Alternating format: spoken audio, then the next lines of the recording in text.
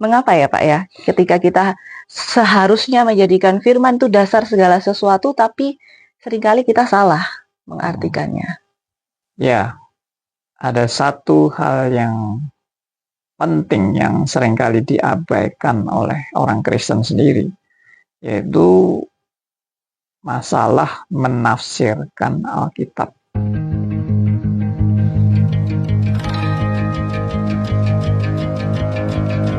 Salam jumpa pendengar semuanya. Kali ini kita masih dalam Radio Beda, bertumbuh dalam anugerah. Dan kita ada dalam program baru kita yang berjudul Back to the Bible. Membuat kita semua kembali dan selalu kembali mengaitkan segala hal dalam kehidupan dan permasalahannya dengan kembali ke Alkitab. Pembicara kita kali ini Bapak Pendeta Andi Halim. Salam jumpa Pak Andi. Salam jumpa. Karena ini adalah edisi perdana kita dalam program Back to the Bible, mungkin Pak Andi bisa ceritakan sedikit mengapa membuat program ini dan mengapa mungkin namanya Back to the Bible, Pak. Ya, kita selama ini udah buat banyak produk video-video yang cukup panjang. Ya. Tapi sekarang kita mau buat dalam bentuk yang singkat dan lebih jelas. Jadi uraiannya sekitar 7 menit program kita. Iya, jadi bagaimana kita mengaitkan tentu saja hal-hal sehari-hari dalam kehidupan kita dengan Alkitab. Karena tentu saja kita tahu bahwa sebagai anak-anak Tuhan ini, firman itu adalah pelita ya Pak ya, katanya ya Pak ya. Di Alkitab disebutkan firman adalah pelita bagi jalan kita. Berarti ini adalah sesuatu yang penting dan kita harus selalu kembali mengaitkan segala sesuatunya dengan Alkitab tentu saja. Nah Pak, ketika kita belajar firman, ini adalah hal yang tidak mudah untuk kita. Karena di dalamnya banyak sekali perumpamaan, banyak kiasan, terus banyak yang tidak relate dengan keadaan kita di masa ini. Karena tentu saja masanya jauh berbeda ya Pak ya. Dan itu seringkali membuat kita kesulitan dan mengarah pada kesalahan ketika kita memahami sebuah ayat-ayat di Alkitab. Mengapa ya Pak ya? Ketika kita seharusnya menjadikan firman itu dasar segala sesuatu, tapi seringkali kita salah mengartikannya. Ya, ada satu hal yang penting yang seringkali diabaikan oleh orang Kristen sendiri, yaitu masalah menafsirkan Alkitab. Nah, kita seringkali pikir kalau Alkitab itu kita baca, ya langsung aja kita mengerti, memahami, menerapkan.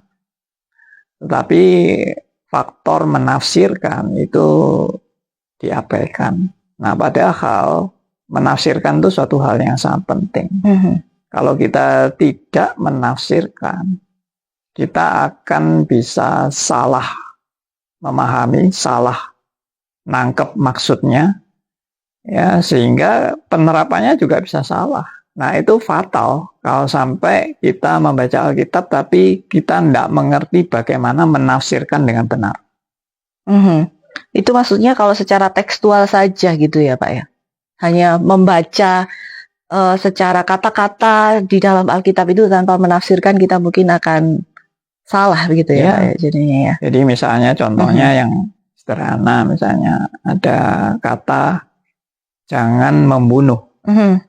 Itu kan sebenarnya singkat, jelas, tidak boleh membunuh. Tapi kalau berhenti sampai di situ aja, kita bisa melanjutkan dengan bertanya yang lebih terperinci. Misalnya, jangan membunuh apa? Atau jangan membunuh siapa?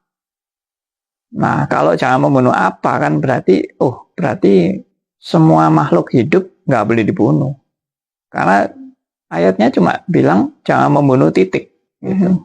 Nah, ini pun berarti harus kita menafsirkannya. Kalau nggak menafsirkan, nanti bisa macam-macam pengertiannya. Oh, berarti orang Kristen ini tidak boleh membunuh binatang, misalnya begitu. Lalu nggak mau makan binatang, misalnya. Dan ada juga pertanyaan lain, misalnya, kalau perang bagaimana? Boleh nggak kita membunuh kalau perang? Karena perintahnya jangan membunuh. Jadi kalau kita jadi prajurit bagaimana kalau disuruh perang? Ya nggak usah bunuh ya. Nah, apa yang terjadi? Iya. Gitu. Ya ini contoh. Jadi dari jangan membunuh aja kita sudah perlu menafsirkan. Berarti selain hanya membaca secara teks, ini ada hal lain ya Pak yang mempengaruhi kita untuk memahami sebuah ayat tentu saja. Kita apa saja hal yang harus dipertimbangkan Pak selain hanya tadi jangan membunuh gitu. Terus bagaimana lantas kita memahaminya jangan membunuh ini? Nah, makanya menafsirkan itu penting. Jadi kita harus mengerti dulu maksud Alkitab jangan membunuh itu apa. Kita harus mengerti konteksnya. Ya, jangan hanya memahami teks, tapi juga konteks. Ya. Konteks itu juga berkaitan dengan budaya ya atau dengan kondisi waktu itu. Nah, kita ini sudah istilahnya waktunya itu sudah sekitar 3.500 tahun yang lalu ya, di penulisan Alkitab yang sejak zaman Musa itu. Zaman 3.500 tahun yang lalu dengan zaman sekarang itu kan berbeda sama sekali kondisinya. Nah, kalau kita nggak paham itu, ya kita juga akan salah menafsirkan. Makanya harus belajar sejarah juga, harus belajar latar belakang Alkitab, ya, situasi dan kondisi, dan seterusnya. Ya, ini adalah sesuatu yang menarik. Mungkin kita setelah mendengar semua ini jadi berpikir, berarti karena itu sudah ditulis ribuan tahun yang lalu, apakah masih relevan dengan kehidupan kita yang sekarang? Bagaimana relevansinya? Bagaimana kita bisa menarik sejarah yang masa lalu itu dan mengaitkannya dengan kehidupan kita saat ini? Itu yang paling penting, sehingga Pak Andi tadi mengatakan selain tekstual kita juga harus mengambil secara kontekstual ya Pak ya. Dan masih ada hal-hal lain mungkin. Nah ini yang menarik, jadi pendengar semuanya jangan lewatkan program Back to the Bible yang selanjutnya bersama dengan Pendeta Andi Halim, karena kita masih akan membahas bagaimana kaitan kehidupan sehari-hari dan kebenarannya menurut firman Tuhan. Sampai jumpa.